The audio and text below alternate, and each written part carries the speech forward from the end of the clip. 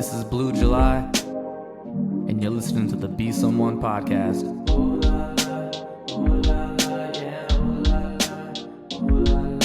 Lights looking bright, the H got the vibe. See my name on the signs, it's my time to shine. When I was cruising 45, and it crossed my mind that I shine like the sun and that I'll be someone.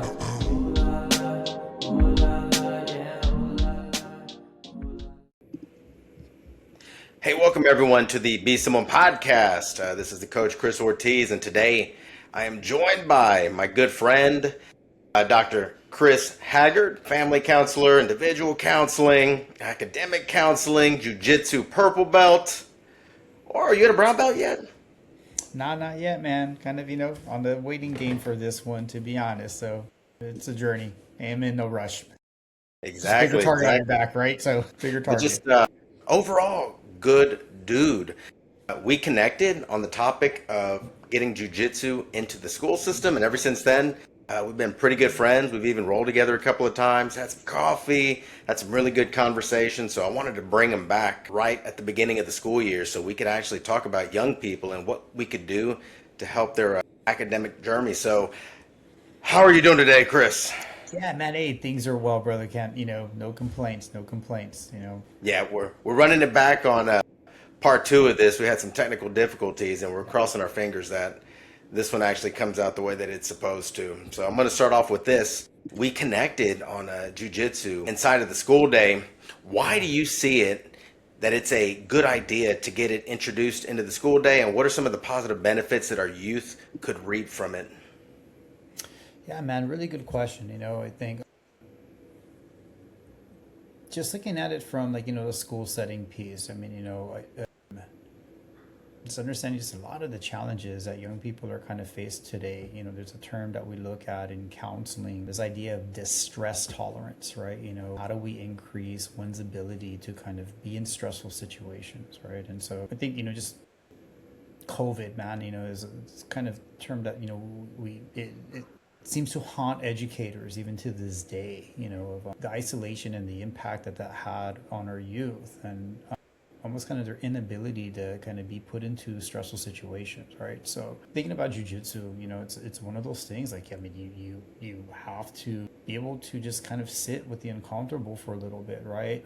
And really slow down some of just the thought process, before you start to move. It's one of those things you gotta, I don't know if you can recall being a white belt, kind of just moving, push, and where you end up kind of getting into these situations where submissions happen, things like that. And it's no different, I think, from the academic standpoint, or just what young people are facing today is they're kind of pushing. It's like, unfortunately, just kind of making these decisions as to kind of first thing that's on their mind, right? Really without slowing down some of the processes that can really help them, if they did slow down, to kind of think of alternate strategies, or even kind of coming up with different solutions, And so I think that's why I feel that, this as a sport, as a martial art, right, can be super beneficial for young people, especially with what they're going through today. All right, so you're actually going to the social emotional, benefits. What are some of the physical benefits that you see? And I do know and understand also that they are tied together, right? Like, it's not just like they're into their own separate categories. Like, these are tied. Yeah, so you think about counseling as one of those things, we think about what are the coping skills, right, for a lot of young people, right? And I would say, with exercise, any form of exercise, man, it's super healthy. It's great medicine, kind of being out there, whether you're out indoors, out of your house, right? And just exercise just in general, it's so good for the mind, and why I think in this case here with jiu-jitsu, it's one of those things, man, if you've heard probably the saying before, you think you die, right? I mean, in the language of jiu-jitsu, right? You overthink things, and that's where things end up happening. And so this, I think, gives people to kind of be able to shut all that off, because now we're just one track mind, kind of focused, on the physical aspect of it, and I've seen so many wonders, just like of people kind of walking in, day one, whether they're overweight, wanting to work on cardio, whatever, their fitness goals are. And you can just see the steady progression of, from when they start to where they are, in terms of just that physical health, being such a huge,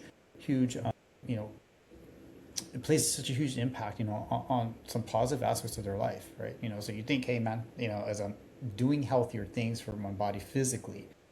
We start to think about mindset, what I'm going to actually feed myself in order to sustain this kind of lifestyle. So I think it all works hand in hand, as you said, from the social emotional to the physical. All right. And are you noticing that ever since COVID, like kiddos are, I guess, isolating themselves more? Or is it a result of a choice? Or is it a result of like them coming into contact with these phones and social media and just being siloed into this digital age?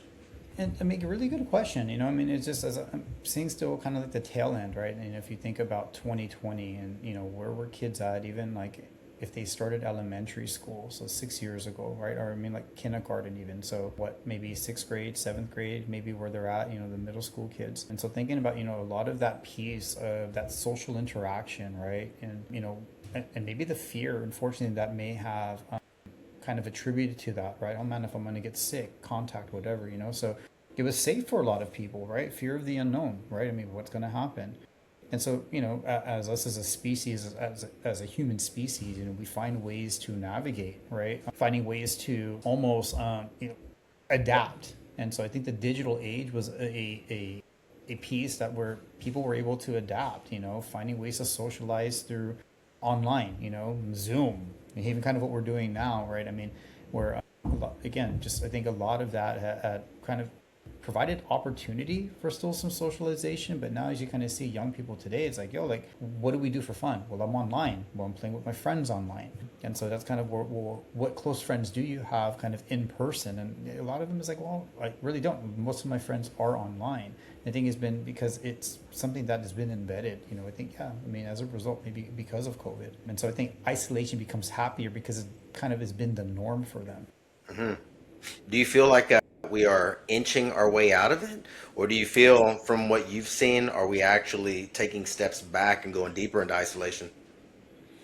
I think that there's kind of a paradigm shift that feels like it is coming, just based on, as younger people have been a little bit more exposed, to opportunities like being in school. So again, if you were thinking about kindergartners like in 2020 to where they are now, middle school, I mean, obviously it has several years to adapt, but you think about, maybe current seniors in high school, right? Or those are kind of there and think, yeah, I've seen numbers, like where it has taken a toll on a lot. So, I mean, it's a spectrum, as to, what toll it's taken on mentally and how they interact, right, with society, I would say. But it's still, again, really hard to tell, I think, to be able to take a look at data, kind of comparing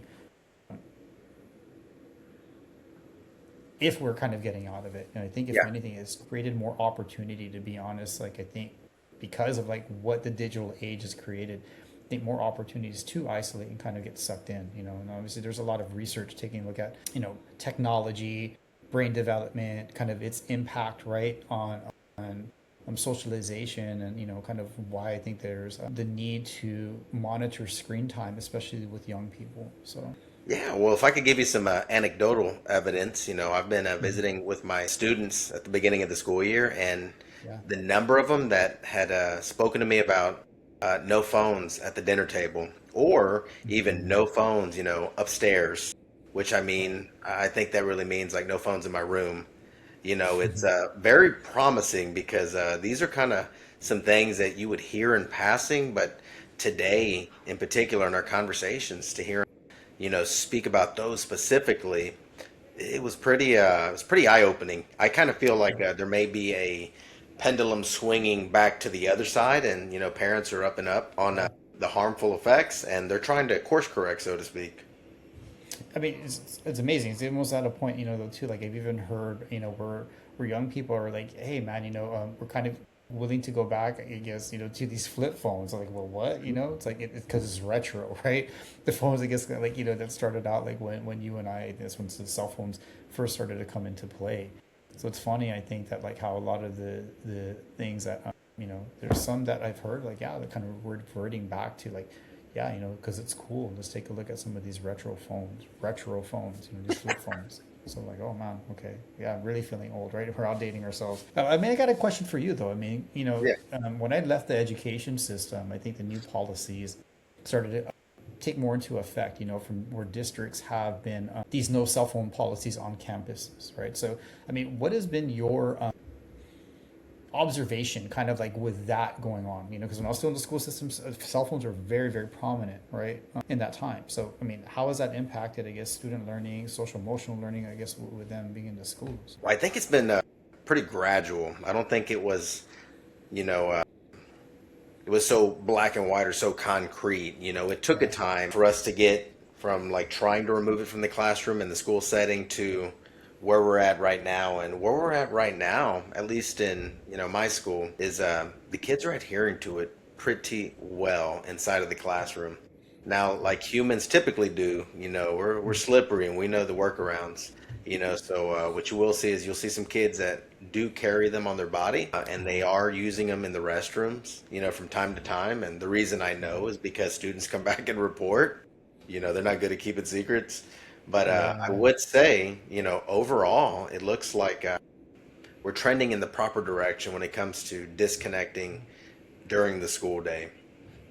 Good, good. So yeah, I mean, yeah, obviously you're gonna have those outliers, right? People push, students, just individuals in general, right, pushing boundaries, right? So Well, it's a habit, right? And habits take a while to break. And if these kids have been on their phones all summer, it's gonna be tough. yeah, and that's kind of what I'm seeing now, just on the outpatient side of things, as I'm doing counseling with young people, as school has picked up. I think we're kind of on week 2 now for some schools already, right? So it's like the transition of like, how do you kind of put some of these things into effect, right? So yeah. Let me ask you this, and this is, I guess, coming from the administrative side. Why do you believe that it's hard for some of these administrators to wrap their mind around the notion of getting jujitsu into the school day? Is it liability? Is it ignorance? Is it a combination of the both? I would say a combination of the both, right? I mean, it's one of those things like people kind of fear what they don't really understand, right? Yes. There's these misconceptions, I would think, that, here it is. I mean, I'm sure that when you think Brazilian Jiu Jitsu, right, you think about UFC, right? I mean, that's kind of probably a lot of things that kind of come to mind. Man, there's this bloody sport. No. The gentle art, obviously there's, the gentle art of learning how to strangulate people and, joint manipulation. But overall, I mean, I think it's a martial art where it does teach discipline. So I think that, it goes, I think, again, for those that don't understand, it's just that there's this ignorance or maybe even unwillingness to hear people out because of their again, judgment. Hmm. Of like, hey, this is just a brutal thing. I was like, yeah, no, I mean, MMA, yeah, people learn some jujitsu through MMA, but jujitsu is not MMA, right? So, Yeah, it's a piece of the puzzle, but it's not the whole thing, right? right. And so I think, being able to understand and kind of differentiate, and I know that there's maybe some schools, where I was speaking to a friend of mine over the weekend. I think they learned fencing, right, in high school. And I was like, oh, wow, I mean, so, hey, we're learning how to use, the art of swordsmanship, right, and stabbing people. So it's like, well, bro, I mean, yeah, despite that it's all like, the full gear, whatever that they got to use to ensure safety. I mean, how is it that something like that is able to get placed into certain schools, right? Yeah. Public education, if that. But when you take a look at, a martial art, it's not, and it's something I think, it's what is the education system like, here in the United States, in comparison to maybe what others are doing in other countries. Again, this may be opening up a topic where people are like, oh God, but, let's take a look at maybe some of the Asian countries like Japan, Korea, China even. Like, I mean, it's kind of one of those things that's built into their curriculum, right? And if you think that this is such a violent sport, I mean, how is it that like arts like judo, right? Taekwondo, Kempo, whatever, like some of those traditional martial arts, they're incorporated into their educational system. We don't hear about things that happen kind of at our schools and our society, that happen here in the United States happening over there. At least nothing that I've heard of that's prevalent. Yeah, and if you look at the social contract that they have, built into their societies, tends to be a little less violent, especially the ones that you had mentioned, like Japan. It's considered one of the safest spots on earth to go to. Like if you fall asleep in the street drunk, I've been told that they'll put a blanket on you, and Like, hey, man, you cold, bro? Here, it's like, You wake up with a hot meal, who knows, right? I'm like, man, social experiment, we'll find out. So, Yeah, yeah. yeah, Well, yeah, hopefully we move in a direction where we can be a little more open-minded and we're just not worried about these tests and these scores and, right. these analytics that are always, like a goalpost that's moving back and forth. And, we could look at a more holistic approach and try to approach the whole human being instead of just Right. like the four cores, and operating inside of a box. Because I think we as a country are going to turn the corner when we start operating outside the box. I really feel that in the last, golly, we'll call it like 5 or so years, I really feel like education is becoming more and more boxed in.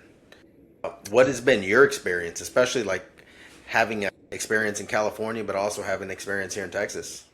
Yeah, I think it's two totally different things. I think that each system is different, right? I mean, it all kind of, again, if we take a look at its hierarchy and, it's a systems thing, all kind of reporting back to the U.S. Department of Education, right? It's kind of its overall governing body, right? So, but I think because the autonomy that states do have, it gives a little bit leeway as to kind of what is able to be taught,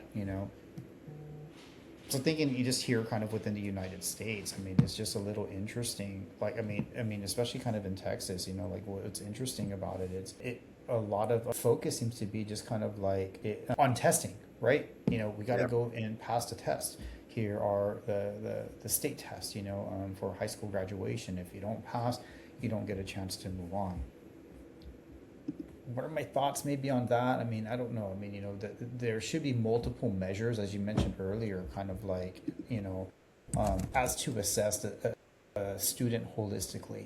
Some people are not good test takers, and others, maybe, and again, it's just, do we take those factors into consideration? We look at the student holistically, grades, other factors, and I think that that's a little bit more of a progressive way to look at student achievement. And so in Cali, I think that was one of those things. Like, man, it was, we got rid of the I guess the state test, what we called, I think, the California high school exit exam. And so I don't know if that's something, if they ended up implementing it back or not, but it's no different than the STAR test here, or the EOC, right? That I think they put in for high schools. You got to pass English 1, English 2, science, and some type of math, right? And so it seems a little bit archaic for me personally. And so it's, yeah, I mean, a little bit of a challenge, I think, just kind of seeing the two differences. I mean, when you think about these exams, how does that really benefit, I guess, individuals in the long run, when it comes to being productive members of society and being able to function, right? And I think that, yeah, how do we assess for knowledge? And that's a whole kind of another look, and it's a bigger question at hand, I mean, is the way that we are assessing for knowledge even practical, at this stage of where we are? I mean, it's an education system that is pretty old, that I don't think has really evolved much, so. Yeah, I remember growing up, depending on the day that you tested me, like you may get something or you may get nothing, but teenagers are temperamental. Young people are temperamental, and you know, there could have been like a lack of sleep. There could have been Yeah. I was out, late working. There could have been a number of different factors. Could have had an argument with my parents. It's hard for me to, I guess, understand how like we could try to paint an accurate picture of a young person, on one day. Right. It almost doesn't seem fair, because by nature, again, these young people, they're all over the place. Right. I mean, I can see both sides, right? It's kind of like one of those things, it's like related to jujitsu, right? Is it one of those like, hey, everyone earns a black belt, right? Yeah. Does time on the mat essentially, dictate your achievement as a black belt? Well, just because, you've been training for X amount of years, how do you assess or even kind of measure one's ability to say that, hey, I earned this, versus it's one of those things because I was here long enough, I got it. But then you put this person up to somebody maybe, who's a blue belt, right? And ends up getting just demolished, So I guess at that point, how do you measure, kind of Yeah. knowledge in that case? And so I think it kind of goes back in, and I think there's parts of what, need to be assessed for, right? But I think how that kind of goes along to know, like, if kind of what you do get moved along. But I mean, what that looks like, I mean, it's a really, really good question. Yeah, It's for what me, you're supposed to be paying the higher, that's what those people at top, that's why they pay them the big bucks, but supposedly. yeah, it's also for me a little bit confusing, I guess. Like if I'm a young person and I'm going through the school experience, it's a little bit confusing to me because there are so many things that are tested and the testing is taking place, like the frequency is through the roof. And Right. how do you distinguish, what is the most important test and which one should I really be taking serious? The answer is you should be taking them all serious and you should always be Right. giving maximum effort. But again, we're human and that's just not always the way that it works out. So I think Right. that standards are wonderful. It's great to have a standard. I don't want us to remove standards. I guess what I'm getting at is I think that we could remove the frequency a little bit, and Right. I think that that would take a tremendous amount of pressure off our young people's backs because there are times like where these kids are taking 2, 3 tests in a day, and at some point the word test loses its relevancy when it's being Right. overly used like that. It's not a test at that point, is it? I mean, yeah, it's more like, I don't know, it's like I'm a lab rat at this point, right? It almost feels like, I'm kind of a test subject versus me being able to test my knowledge, right? It's, again, working in high schools, through counseling, I know the junior year has been kind of like was the most challenging. And it's one of those things that because we knew that the season was coming up for a lot of those that were going up to being juniors because it was a heavy test taking season, from PSAT to your SAT to all the AP exams, and for especially those that were planning on going to four-year institutions, after high school, just the pressure, right, of having to go and do well. And it's like if they didn't do well, it's kind of like, oh my goodness, this is the end all be all. Like my life is ruined, Yes. because I'm not getting into this four-year college that I dreamed of getting into because the test, right? I didn't score high enough or whatever else. So it's there's I agree. There's standards, that need to be had, but I mean, based on that, how do we even look at standards today, right? Especially kind of with where things are, like how do we evolve as society if we're still kind of utilizing old tools, and so I think that that's a thing, right? It's think about AI even for now, right? It's not going to go away, right? No. That's one thing, but as much as you restrict it and try to like, well, hey, let's go back, to the stone ages of academics. I mean, it's either you're going to go and try to compete, with the global economy because I mean, as the world is getting smaller and smaller and smaller, because of the digital world, right? I mean, we're so much more connected than we were years ago. People have a choice to make. Either you're going to get with the times or you're going to be left behind. Yeah, and that kind of brings me to my next point. Like, do the ends justify the means? Because, like, at the end of all this, I think what we're doing is we're producing a generation of like really, really, really anxious young people that Right. they're burning the candle at both ends, and that's one of the things that really worries me about this education game. Because I care about these people as people. I care about my students as people first, and then I look at them as students later. And I think having adult children of my own has kind of Mm-hmm. shaped that lens. But tell me, in your opinion, like, do you see it that we're creating a more anxious generation from, I guess, all this pressure that we're putting on our kiddos?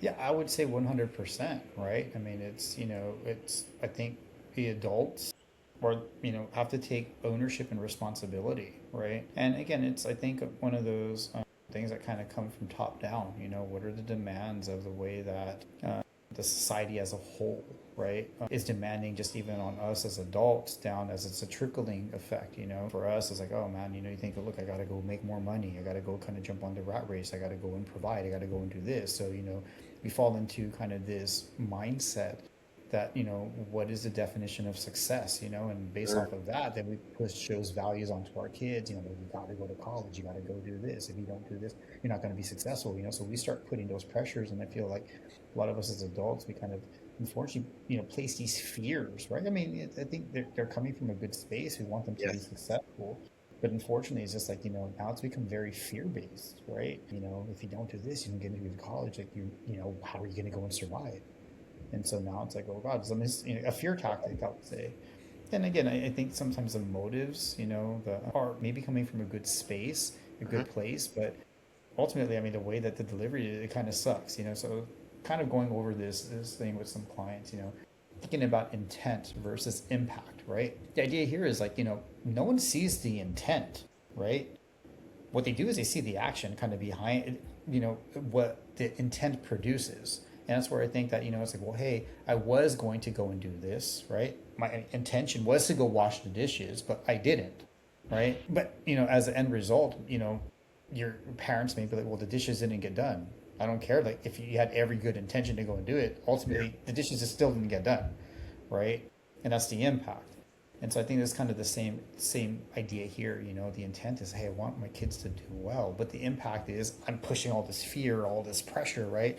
Which I think ultimately, leads to a lot of these mental health concerns, right? Where kids are, just man, they put so much pressure on them because they want their kids to be successful. To do what? To jump back into the rat race, Yes. to go and collect a bunch of whatever, because I'm successful. So Yeah. How do parents identify like the manifestations of this stress and anxiety? Because I do believe a lot of this stuff is kind of like simmering, and the signs are there, but either mhm. A, people are busy and it's hard for them to notice. B, sometimes the kids are really good at hiding it. C, sometimes we're just obtuse and we think that this could never happen to me until it's too late. How Yeah, does it and I manifest think, itself? and that's the thing again. I mean, obviously, I think we all, as humans, right? As long as we're eating, breathing, sleeping, and all of the above is what makes us human. I mean, we all feel anxious at times, right? Yeah. We all feel sadness. We all feel, joy, happiness. And so these are all just emotions. But I think it's like, one of those things I think, also biologically kind of comes into play. I think parents who are anxious kind of also, create anxious kids, in many cases. So I think a lot of this also too is like, unfortunately, adults maybe aren't so easy to recognize that they probably struggle with, this anxiety. Because imagine, let's take a step back here. I got all this pressure. I have to have my kids go and do well because if they don't go do well, I mean, that's anxiety at its fullest. All Yeah. of the what ifs, right? So I go and I put that pressure, then I'm teaching my kids now to like, well, you also got a fear, which then also develops anxious kids, right? And then now I start looking at, whatever social media is, if we go into that, TikTok scrolling, oh my God, this is all what's happening, boom, boom, boom, boom. And now, we keep watering the seeds, right, of anxiety into this full grown kind of thing that we're having to deal with and manage now because it's gotten so big. Yeah. And And like you so, had mentioned earlier, like it comes from a good place. I think a lot of it, it's very well intentioned. I want my kid to have a 4.0. I want my kid to be on, the top club team. I want my kid to be on varsity. It's coming from a good spot, so it's hard to I guess, split hairs. and on the other side though too, is if man, I got to look good in front. I got to keep up with the neighbors because what are they going to think, right? If my kids over here screwing up, and well, their kids are going, to this prestigious institution and so forth, but my kids just, starting off at a community college. And I'm having to go and converse with them. So, again, this idea of keeping up with the Joneses, right, as we would say. So, there's some of that though too. Again, anxious parents, having to keep up, to keep this image, right? And so, I think that that's where a lot can stem from. But also too, I think it's also genetic, Yeah. biological. In many cases, I think certain people are just predispositioned to struggle with some of these. And so I think it's, how do we grasp some, in dealing with emotions before they become too big, right? And that's, I think, the big piece of counseling. It's a matter of like, when emotions get too big, how are we dealing with them? Can we catch it early before we start to, I guess, spiral, right? And it becomes bigger than it really needs to be. And so a big piece I always usually start, when I work with young people, or just clients in general, it's like, can we define the difference between what stress and anxiety is, right? And so a lot of times I think it's where like, well, I really don't know. And so, the idea here is when this kind of is a very elementary way of introducing just a definition. It's, anxiety is kind of the all the what ifs, right? The stories that I start to create, right, about things that have not occurred. It could be have been from maybe past experiences or things that maybe I have seen, but they're not generally true, right? And so I start to go and feed into the narrative, which then it's all the what ifs and all the crap that maybe keeps me up at night. Well, what if I fail this? What if I don't do well on this? What if this boy or girl says no, that they don't want to date me? Well, what if so again, you can see how the spiral can kind of continue versus stress, right? It's more of those things that, man, I got a lot on my plate from studying to do homework, this, that. But then once I remove the stressor, kind of back to baseline, right? Man, that, and so again, that's one of those things, how do we differentiate the two? So I think it's always kind of a good place to start. Is it anxiety or is it stress? Yeah, and I think it's important to note that these two things, stress and anxiety, can also, help you to a degree. It's just whenever it's Right. turned up to a level 10, does it become a detriment? Yeah. It's kept many people alive, from doing something potentially dangerous, but we just can't seem to shut it off, or this generation's having trouble, shutting it off and managing it and keeping it to a level that's, I guess, just normal, right? I guess it goes back to the isolation too, though. Like a lot of the social structures we used to have in place, would take care of a lot of this stress and anxiety, and because we're isolated, we have more time alone with it. Yeah, and then I can tell you, man, you leave me alone with my thoughts too long, man, I can get into some pretty dark places, right? And it's just anybody in general, you begin to start to overthink, right? Again, I think thinking can be a powerful tool of, well, what's the next step? How do I plan for getting from point A to point B? Opportunities to be able to think outside the box, right? Create it creatively. But also too, if I'm not in a good mental headspace, right? Man, I can get into some dark, twisty places in my mind, right? That maybe things that we didn't really think about could happen. So I think, we're all susceptible to it. We're all vulnerable to it. I don't think anybody's exempt, So for anyone to say, well, no, it's just, you just got to think your way out of it. Nah, I would kind of disagree. I think it's about understanding and having a sense of awareness that this can happen, and understanding and knowing the warning signs, Yeah. so that we're able to catch it early, so it doesn't blow up into this full-blown thing, right? That it becomes bigger than it needs to be. Yeah, super interesting topic. Super interesting topic. Yeah. I'm gonna segue into something else. Let's talk about like our young people. What are some things that they can do as students to help maximize their educational experience? Like, give you an example, like minimizing phone usage, sleep. What are your top three? Man, I think the biggest piece right now, technology is a big, big, big piece. I think, and why I say that, it's just young people still just, there's this brain development, right? This idea that I am exempt, right, from these things that normally I may see on TV. Oh man, it may have happened that I've seen, I've read about, something happening to these people at this particular school, out of state, whatever, right? It's not true. There's a sense of invincibility factor, I think, that a lot of them feel, and I think that's one of those, that has to be regulated just because of where brain development is. But again, not all adults and parents are willing to have those conversations, because it's a kind of very, very delicate topic, I think, because where sometimes parents may perceive, well, why are you trying to tell me how to parent my kids? This is the way that I'm doing it. And that's where I think a lot of it also has to go back to like some of the brain research, on kind of like adolescent medicine, adolescent psychology, things of that nature, in terms of how, technology overall, because their brain is still growing, right? Yes. How it also may impact, what screen time does. And I think, just taking a look at like in TikTok, instant gratification, quick, man, off to the next, off to the next, off to the next, off to the next, and so it does create a sense of anxiety, I would say, for kids, but also, ADHD, almost like, man, I can't sit still because I'm bored, I'm off to the next screen. And that's kind of what we're being fed. And I think that's what we're starting to see, a lot of young people having a difficult time of just sitting in a classroom, right? Because they're just so like, oh, man, this isn't fast enough for me, right? Because we've kind of started to wire the brain in a way that, this is what they're accustomed to. And that's why I got to move on to the next. So again, technology, I think, is one piece. But I think another big piece, I think, for this generation, just young people, it's just how do we increase the ability to have just some emotional intelligence, increasing our language of just being able to talk about emotions, right? Yeah. And I think that's one of those things that where, growing up before, it's as a male, Hispanic culture, or even Asian culture, you kind of keep these emotions, right? As a male, you don't show anything. It's just kind of like wow, okay, and it's a sign of weakness. And I think, yeah, well, then what ends up happening? I find other unhealthy alternatives to kind of deal with emotions that everybody deal with. So things feel like, how do we increase emotional intelligence? That it's okay, right, to kind of demystify and just kind of really help others. Hey, we can talk about emotions, right? Because I think it's once you identify what the feeling is, we're able to understand how is it the feeling attributing to the thoughts, right? Overall, then to the actions. And so a lot of times you look on the news, man. I share kind of this example with young people quite often. I mean, it's you know, you turn on the news and see someone out there like, man, road rage. That was unfortunately due to a lack of somebody being able to deal with their emotions, right? Pull over, pull out my gun, and we go and just, hey, all over what? Because someone cut you off? Like, really? And so, again, a lack of emotional intelligence right there. So I think as young people, that's, I think, a big key piece here for them to be able to understand that.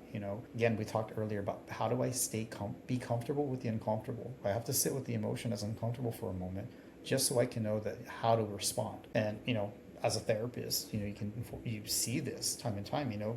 Adults having a difficult time of how to articulate, talk about feelings, right? Because that emotional intelligence wasn't developed early on. So I think that's a key piece. And I think I think schools have been trying to teach some of that through SEL, right? Social emotional Yes. learning, how do we talk? But I think it's more than kind of like, well, hey, we do like one little segment on it, we have to be able to talk about feelings and, also be able to create a safe space, right? What is appropriate, age appropriate as we're introducing some of these topics. And again, I can go on with that. And I guess just another key piece here, man, I think, as parents, tell parents quite often, working in high schools, this is not the time to kind of let go and relinquish responsibility to say, hey, my kids are old enough, like they should know better by now. Yeah, no.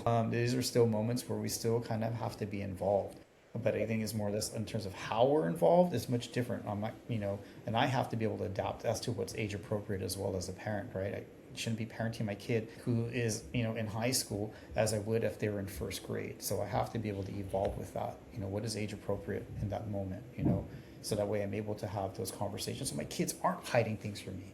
If they are feeling sad, if they are feeling, there's some suicide ideation, feeling like they're wanting to hurt themselves, that they are able to have that open conversation with me, right? Rather than, hey, I'm going to go and turn to the internet, right? And finding ways or reaching out to other people that I don't hear from it. As you mentioned earlier, kind of like, I don't know the science, right? What? I would have never thought this happened to my kid. Well, the communication wasn't there. They didn't feel safe enough to say, I can go to mom and dad or whoever, my caregiver, that this was okay to talk about, right? And so, Yeah, the communication should be a two-way street on that, and yeah. hopefully, your young person has enough confidence that you're not going to overreact, or you're going to listen to them or not disregard them. Where does sleep fall into all this as well, too? Because one of the Man, so things that's, that the kids talk to me quite a bit about is like the lack of sleep that they're getting. It's almost like a trophy that they wave, like, yeah, I only got 5 hours of sleep last night. And then someone else will pipe in, well, you got right, five. Well, at least you got five because I only got three. Like, right. It's like a badge of honor, right? For me, like being able to kind of power through and like, all right, yeah. I mean, and that's the thing. I think, I mean, it's something to kind of really take a step back. I mean, why, right? Is what we are doing as a society and what are we creating this, right? Idea that, hey, you know what? There, because of all the pressures that kids are unable to sleep. Is it because of all the things that we're throwing at them, right? And again, that's where I go back to. We as adults, our generation, and those even ahead of us, do have a responsibility because in the end, we've created this. We've created the internet, right? We created cell phones. We've created all these other things that young people are using today. These are all products of things that have come out of what we've done, right? But then to say, well, kids should know better. Well, shit, we're the ones that made this, So sleep, obviously, we know. I mean, every doctor that will probably go and tell you that, man, sleep is medicine, right? It helps to kind of like restart, helps to kind of, it's just really, really good medicine. So I think it's, people do need sleep, especially young people. Their brains are still developing, all the way yeah, till they're in their 20s, man. And I think sometimes they forget that, they may look grown, but unfortunately, their brains are still developing, right? So I think when I, kind of introducing some of these topics, especially when I was doing like substance use counseling with young people, like, well, I look grown though, bro. Like, and it's like, well, nah, man, you still at 15, 16, doing XYZ drugs or drinking alcohol. It's kind of impacting your overall brain development. As a male, it can be anywhere between 24 to 26, and that's just kind of general. Obviously, you have outliers, right? Females, on 22 to 24 is kind of what the number is. But again, that's kind of, when you take a look at maybe a bell curve, that's kind of just a majority. You may have some that are further along, some that are, develop and kind of mature much sooner. So it's just, it's yeah, I mean, that's that big piece, and so these habits that we create, whether it is through sleep, eating, exercise, all of that really impacts kind of how things happen and, what may happen to us in the future as adults. Oh yeah, it's hard to see the effects of this long game, but it all comes together, at the end of the day. Let me ask you this, and I've actually heard this spoken about in some other podcasts, but since guys tend to be like a year or two behind developmentally, what do you think about the idea of like holding boys back an additional year just so that they could, we'll say, catch up maturity wise? I could tell you, for example, my son, I'm kind of glad that I don't want to say we held him back, but he had a year where we kept him out of school because he had surgery. And the level of maturity that he gained in that 1 year, that's like where most of the young ladies were functioning, as juniors and seniors. And my son didn't really get to that place till about a year into his adulthood. What are your thoughts on that? And so I think it's different reasons for different things, right? I mean, I think, again, if we're looking at pure academics, can my kid handle the academic workload? Again, I think that's one aspect, right? To kind of figure out, yeah, maybe, they're academically sound and they're smart, my kid's smart. Now, I think it goes back to what you're saying, the level of maturity per se, that emotional intelligence, how are they able to handle stress? How are they able to handle situations where emotions are now involved, right? That's a whole nother thing. Again, things that generally we don't teach in schools. And so I think it's different, I think, for each child. I think there's different educational systems. We think about like Montessori, for example, or just other ways of learning. I think it's probably been now close to 15 years. I think it was almost like this illustration by some guy talking about by Sir Kent Robbins, maybe butchering it, but illustration talking about this idea of divergent thinking, right? And when we start to take a look at the way that the educational system had been, it went based off of kind of like your age, and our age kind of creates these cohorts, right? And so I think, if we think outside of the box, how are we not I think what his idea was to introduce is this kind of other method of learning rather than looking at this cohort, kind of this factory style of education. You're on one track, if you're going to go through this, I guess, white collar kind of jobs, and if you meet these grades based off this age, you're going to the blue collar field. It's kind of this factory, right? Versus, as we take a look at, where are people at, as you're kind of saying, maybe maturity wise, I think it's a lot more kind of a revolutionary idea, that it's not based off of age, but based off of developmental kind of maturity. And I can see, but the pros and cons. I think just in terms of society, though, I think where people get scared is like, well, I don't want, a 12-year-old with my 8-year-old. Yeah. Right. Yeah. I wouldn't be in favor of 4 years like that, but I could tell you that gap year that my son got after high school, it has been incredibly beneficial. And the young man that he is now, like, able to go to college, pay his own bills, pay his own rent, hold down a job, hold a full course load down. Like, this is something he wouldn't have been able to do straight out of high school. He'd still be trying to tie his own shoes, but he's turned into a full-fledged, man over the course of that gap year. And it was just an interesting conversation that I heard some other academics talk about, because it really hit home for our particular situation. Well, you got to take a look though too, man. You think from the education standpoint, right? It's 13 years of school of this bell that rings that tells you when to go from one class to the next. When is your lunch? After having to ask permission to get out of class and go to the restroom and whatever, right? All of that stuff. And so all of a sudden, when you hit this magic number of 18 and you graduate from high school, you're supposed to have your life figured out. It's like, really? I mean, it's like, come on. And so that's where I think that, a lot of times, even just as adults, we have to kind of take a step back. What is the brain development? So I think in this case, I would agree with you. Like, yeah, maybe taking a gap year, go work a little bit, kind of figure some things out. Maybe take a class, because obviously that college experience, I mean, college isn't for everybody, is what I would say. It's definitely not. But if that's something that you're interested in, rather than hey, let's jump in and take a full-on course. So I mean, just take a class, see if you enjoy it. Go out there, go get a job. Maybe you end up finding that you do like more of a hands-on, that you want to go learn more of a skill or a trade. The electricians, they make man like really good money, right? I'm like, bro, like I went into the wrong field, right? In many cases, I think.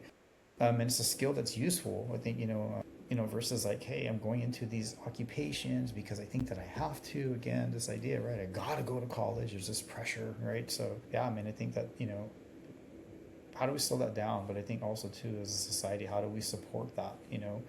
And giving space for that. You may get a lot of arguments back. Well, this is the parent's responsibility. Yeah, but also too, there's no kid that's it's a one size fits all. If there's this direct formula, if you do this, it's like this logic formula, if and then, right?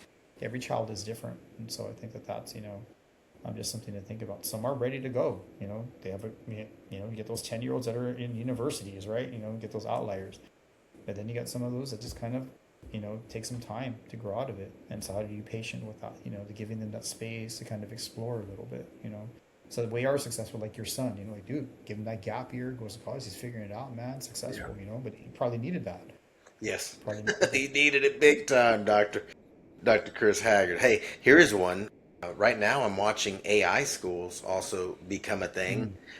Mm. What are the pros and what are the cons to that? Because to me, again, it seems as if there's a little bit more like isolation. We're choosing more of an isolation route. I know that you could always like supplement it, with sports, outside of the school and whatnot. But one of the big sells when it comes for public education is the opportunity to, I guess, integrate with other people and just, have the human experience. What are your thoughts on AI schools?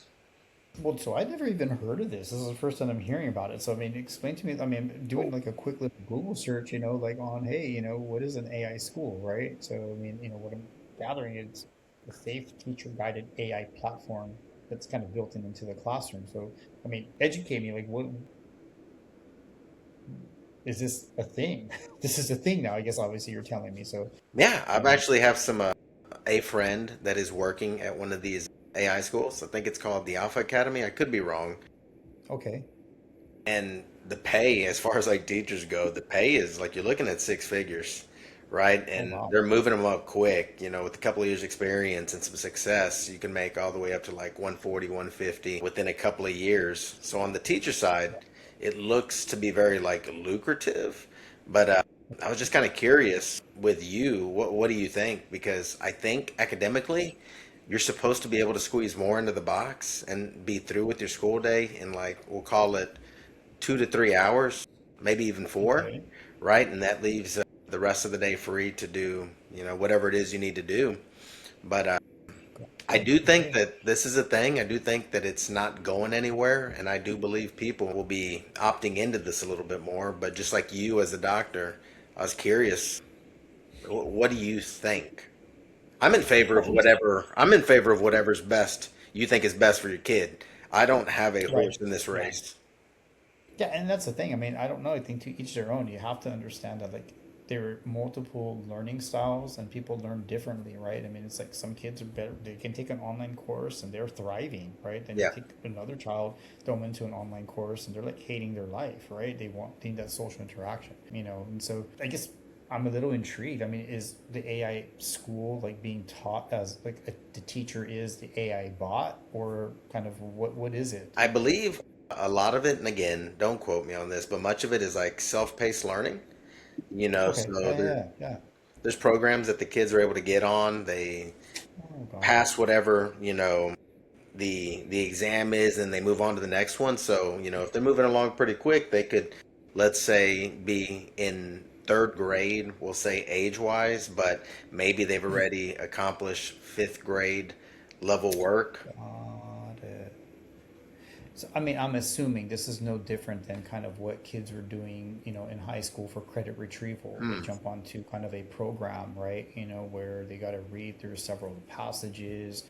They assess for learning. There's quizzes that happens in between, and at the end, there's kind of an exam that kind of grades you to move you on to the next module. Like, Yes. I'm okay. I mean,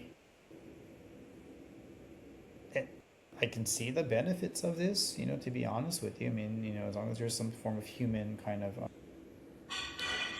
I guess, a human component to it, when it comes to teaching or being able to have, availability for students to interact, with at least a physical person versus kind of a bot. But I mean, I think if we're looking at kind of software like Edgenuity or Apex or some of those other type of learning styles, if there's a way to make those things more efficient, because man, I heard so many complaints from students like, man, dude, I gotta wait for this thing to kind of open up and I'm already done. Like, this is stupid, right? Bro, I can be finished with all of this. And so I think, and I knew that there was ways that students kind of be able to bypass certain systems to be able to kind of get along faster. I mean, did they really learn? I don't know. Yeah. It's one of those kind of credit retrieval. I mean, but is it something that they probably could kind of do and kind of just navigate? I mean, I think it's still too early. I mean, I don't know enough information to really have an opinion, but if it's more like an Apex learning style or one of those other things, I don't see any different than it's just that. I think you're kind of harnessing the power of AI to be able to kind of expedite things, and I think ultimately it's, it goes back to the education system. What are we really teaching? Is it just kind of pass these courses and then you're done? Or, are we really trying to teach young people something? And so I think that's a bigger question, right? So Yeah, much bigger question. Hey, more than our little hour-long podcast got time for. yeah, man, exactly. As educators, what is it that we can do, to help our young people become more successful in the classroom? I mean, this could be social emotional, this could be academic. What are some things that you would like to see teachers do a little bit better of a job of? Man, really good question. I think, for young people, kind of teaching them kind of what is their why, right? And helping them to kind of understand that, and I think that's where I think a lot of times there's a disconnect when kids are in schools, they don't know the why. The why is because I have to be here. The why is, well, because if I don't go, then, I'm going to get a ticket because the law makes me be here, right? I don't want to get in trouble. So the why obviously has to be greater than that, and so I think it's understanding is how do we connect their why, right, into kind of this academic platform, right? For yourself, you had a why of wanting to become an educator, right? A why behind, why you wanted to achieve your black belt in Jiu Jitsu and so forth. Why as a parent, right? And those things kind of constantly get, redefined sometimes. Have to go back to the drawing board to ensure that it, it fits kind of within the current season of your life. And so I think it's the kind of same thing is how are we teaching these young people like to know what their why is? What is a why over here? And so unfortunately I feel that maybe a lot of adults don't know what their why, right? Why they're there. But I think that's, again, just that idea, maybe kind of thinking too broad, and so, but still, I mean, I think that that's a piece about, even like critical thinking, being able to ask some of those questions. It reminds me of moments of like when you're in school and you kind of ask questions because you're genuinely curious, right? Well, why did this happen? Why are we learning this? Well, you're being disrespectful, here's a demerit, for kind of being insubordinate and blah, blah, blah. It's like, bro, so you're telling me that I'm not allowed to ask questions, right? So I just got to kind of be this kind of, I don't know, not allowed to ask and therefore just kind of take information and not be able to think critical. Then you ask, well, why are all these young people making these stupid decisions? Why aren't they thinking? Well, because we kind of tell them that they're not allowed to think, that this is a book they have to adhere to, and they're not allowed to kind of ask questions outside of that, right? There's no alternative to this. So I think, yeah, I mean, it's one of those things that we have to allow spaces, I think, for critical thinking to happen, obviously age appropriate, but also as you're kind of molding and shaping the young minds as they're kind of starting to think and develop, it's the purpose behind things, and how and be able to connect them to that versus I have to be here because my mom said so or because I don't want them to get in trouble with the law, right? So it has to be bigger than that. Yeah, relevance is important, and that is something I've noticed about the good ones is that they're able to connect the dots. They're able to make what they're teaching relevant, and then they're able to connect it to the kid's purpose. And it's amazing what a human will do if you could, hit those areas. It flips the switch, and it makes the person, interested, and it makes them curious, and then they start asking more questions, and they want to learn deeper. It's pretty nice. It's like that light bulb moment. Yeah, exactly. I mean, and in a more practical thing, if you want something a little bit more tangible, I would even say like financial literacy is kind of huge, man. It's not, it's, I think you take a course if you're in high school, for at least where I grew up, you know, finance math or business math, and that was generally for those that like didn't want to move on to college, right? It's like, oh, we generally call it, man, this is dummy math, just to be able to get a math credit in order to graduate high school. And so I think that when we take a look at mathematics, even like that, and we kind of teach ideas of finance, of, you know, it's a basic life skill, man. Can I go and, and manage money, right? How do we create projects like that? And you see these kids walking around, with home ec or whatever other course that you're doing in health. I got to walk around with this egg that's a baby, right? Yeah, cool, practical, I mean, to some effect, but if you go and you give kids money, like how are we teaching them when it comes to investments, or be able to know what to do with it, rather than like, oh man, one program that we had, I was working with foster youth back in Cali, so in moments when they would age out, they're given X amount, so it's kind of like, how do we teach them to kind of survive in those moments before they age out? What is the cost of things? If I was to go and move out, what would that be? So one thing that we ended up doing, this is the first year that we ran it, was we gave them each folders with a different profile, and every station was a kind of a particular thing of jobs, groceries, credit, school, and all of this piece. So you had to kind of work through within this budget, right, to ensure that either like you weren't going in the red. So if you wanted to buy a car, what did that look like? So now in the monthly payment, again, just stuff like that. A lot of times that people don't think about, because I mean, if you think about young people that are coming from affluent families where these things aren't being taught, well, mommy and daddy are just going to go and buy this for me, or I got this trust, cool, great. I'm glad that, you have those, those financial resources, right? But for those also too that may not, that are having to kind of hustle, if that literacy isn't taught, like it's just, you kind of be a part of the rat race again, right? So Yeah. Well, man, we're getting to the end of the podcast over here. yeah, man. Let's let you plug Stronghold, your private practice over here in the Woodlands, Texas, man. Tell us a little bit about it and how we can get in touch with you.